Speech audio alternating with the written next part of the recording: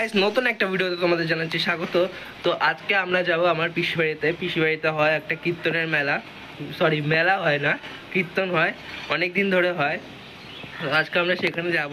তো সকালে কিছু খেয়ে যাব, তাই আমি রুটি আর আলুর তরকারি। আর এখানে দেখো আমার মা সব সবজি নিয়ে বসে গেছে, কারণ বাবা যাবে না, বাবার জন্য রান্না করে যেতে হবে।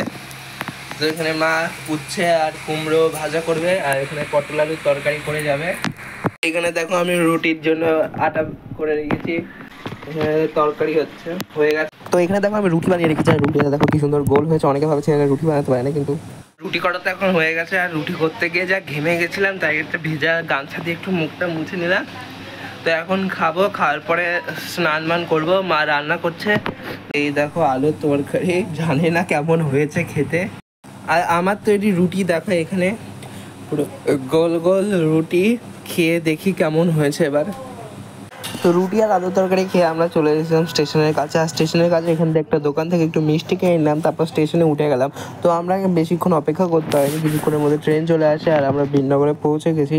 আর বীরনগরে আমার সেই ছোটোবেলায় আসা, সেই এখানটায় অনেক মাটির জিনিস বানাতো, তোমাদের পরের ভিডিওতে দেখাবো। তো এখানে দেখো কি সুন্দর ক্ষেত রয়েছে।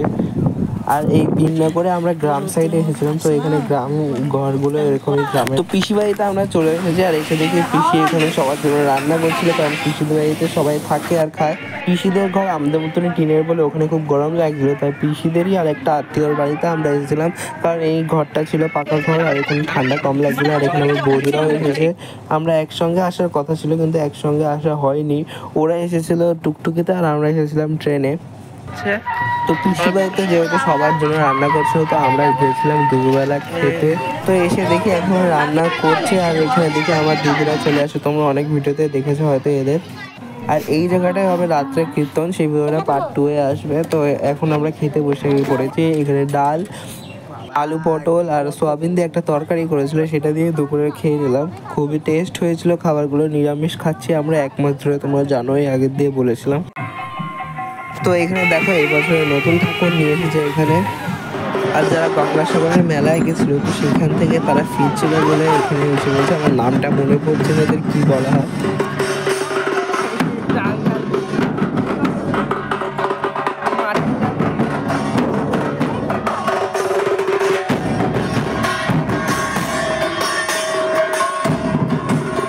তো দেখো আমরা এখন চলে এসেছি এই বনের মধ্যে ভিডিও বানাতে। কই ওইদিকে দেখো সবাই পরি হয়ে গেছে, লাফাচ্ছে সবাই। আর তোমাদের দেখাচ্ছি কি সুন্দর, দেখো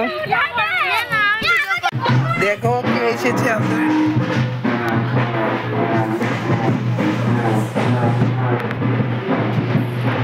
তো তোমাদের প্রথম থেকে বলা হয়নি, তো আমরা এসেছিলাম আজকে এখানে কীর্তন উপলক্ষে। তো আজকে এখানে অধিবাস, তো অধিবাস উপলক্ষে আজকে এখানে জল ভরতে যাওয়া হয়। তো জলের ঘট, যে জলগুলো ভরা হয় সেটাই হচ্ছে ঘটে দিয়ে পুজো করা হয়। তো আজকে তাই আমরা এখানে জল ভরতে যাচ্ছি এখন। আর পিসির বাড়ির এখানে পাড়ার সকলে যাচ্ছিল জল ভরতে। আর দেখো আমার দিদিদের কি নাচ।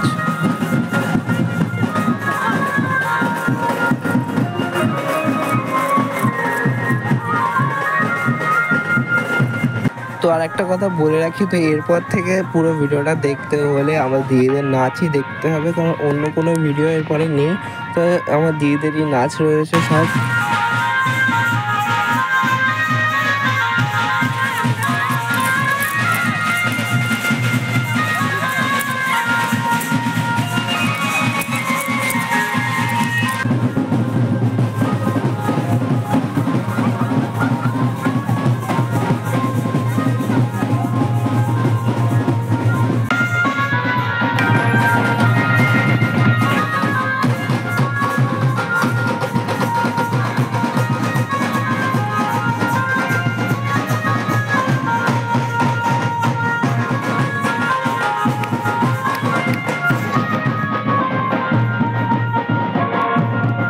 আজকে যা রোদ ছিল, সবাই এখানে দাঁড়িয়ে একটু জল খেয়ে নিলাম, তারপরে একটু বদি করে ছবি তুলে নিলাম। দেখো সবাই এখন জল ভরা হয়ে গেছে, তো এখানে দেখো জলগুলো রেখে দিয়েছে।